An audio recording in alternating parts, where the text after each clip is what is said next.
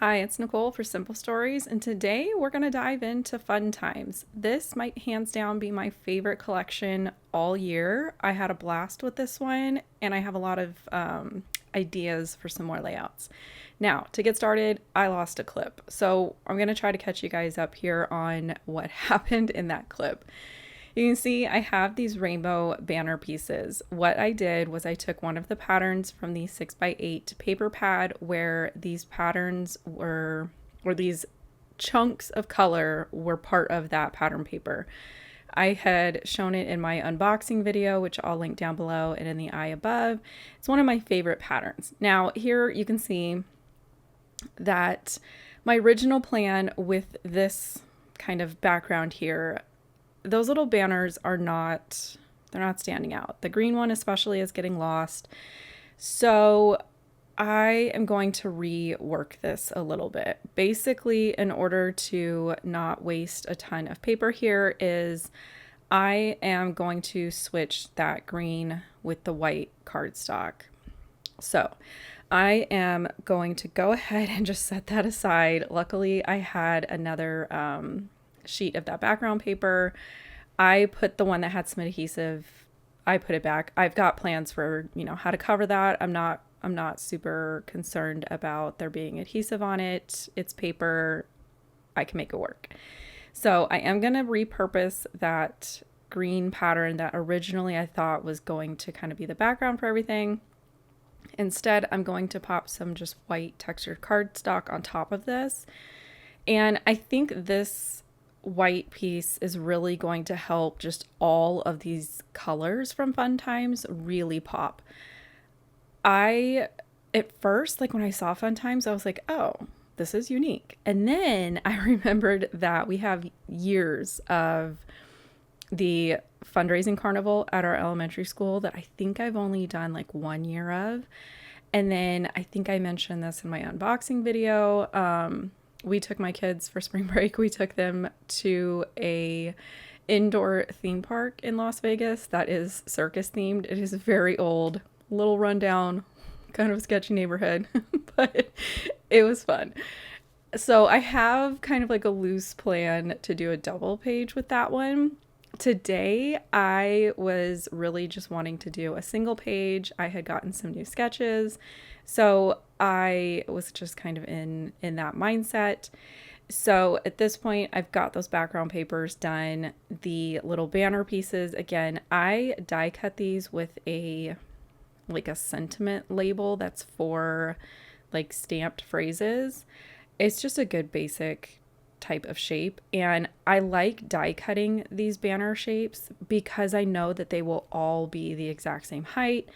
Makes it a little bit easier for somebody like me to line them all up. And then I did some black hand stitching across those, and if you noticed in the first clip, you can see that I have those two photos that were going to go underneath the banners. I went ahead and attached those so that I could stitch through them and I wasn't going to have to try to, cut my photo super particular to get it to look like it's underneath the stitching. It's just easier to go ahead, put it under there and stitch through it. If you're stitching through that many layers, I kind of wiggle my piercing tool back and forth, and it helps get through all the layers, and it also helps make the hole a tiny bit bigger, so it makes the actual stitching go a little bit smoother. The two photos that kind of go on top of everything, I went ahead and put foam adhesive behind those to kind of help them stand up. This little ticket that I tucked next to the photo of my daughter, that is where my journaling is going to go. So I'm going to kind of leave that there and basically start just having fun with all of the embellishments. I loved everything in this. I was like, this is too good. This color palette is too good. These little like star burst cluster bits I thought were perfect to kind of have coming out of all four photos. And then it allows kind of like a base to start putting other embellishments on top of. So I am going to use a lot of those, and a lot of the embellishments that I used on this one came from like the regular just bits and pieces pack. That's the one that I tend to gravitate towards the most because it's usually going to have a really good mix of stuff.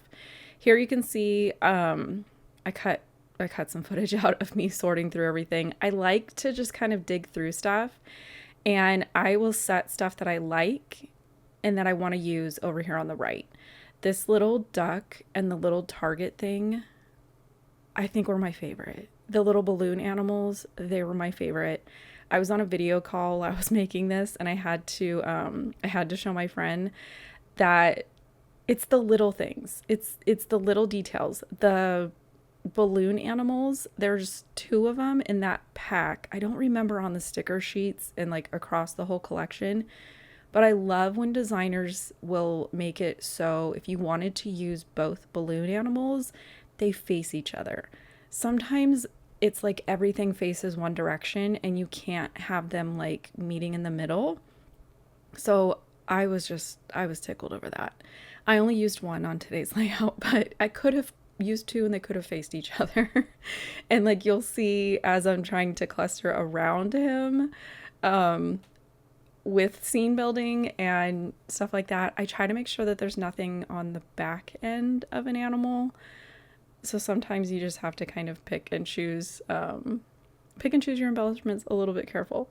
But the duck and the target I thought was just so cute to be able to kind of include on top of the little title piece so that it kind of mimics that game where like they pop up and you use the like the water blaster thing on them.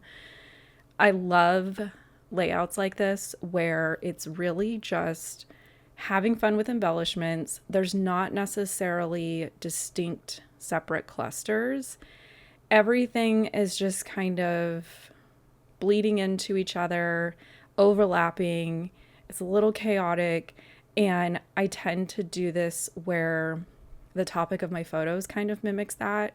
I feel like the carnival at my kid's school is always chaotic. There's always lines for food. Somebody is always looking for a kid, looking for a parent. There's just a lot of stuff going on. And so I felt like this kind of style of embellishing really leaned into that theme. And then I'm using things like the individual stars, the circle pieces to kind of fill in around my clusters. I loved the little balloons. This was another one of those things where as I was working with it, I was like, you could 100% pull out and do like a non-themed focus layout with this one and go more like birthday or go more like game night, all kinds of stuff. For me, this is the first time I'm using this collection, so I am gravitating towards all of my favorites. And sometimes that's just fun to do. So I just kind of keep going. I told my friend that night, I was like, at some point, I'm going to need you to like come through the screen and tell me to put things away because I could keep finding stuff and I could keep finding places to put them. And I was like, at some point you have to just stop and make the plan to come back with another layout and enjoy the collection for another layout instead of everything on this one.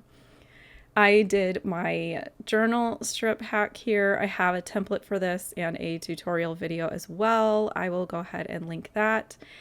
With this one, I like to do this like negative style every once in a while, especially if I'm using like a really bright collection that has like pops of black here and there. I think doing this kind of reverse style where the background is black and your text is white just kind of adds a little bit more interest, kind of makes it a little bit more fun. I love doing this with like Halloween. I'm getting ready to cut into the Simple Stories Halloween collection this year. So this is just kind of like in the back of my mind that I will probably do journaling like this for that as well. Kind of just depends, but I don't know. Fun times, I knew when I went through the haul that it was going to be a favorite. Working with it, it's a favorite. I am excited to pull it out again. So I hope you guys enjoyed this. I will link anything I can think of down in the description box below. If you're new here, I would love for you to go ahead and hit that subscribe button. Leave me a thumbs up to let me know that you enjoyed this. Leave me any comments or questions down below. And as always, I appreciate you guys spending the time with me, and I will catch you next time. Bye.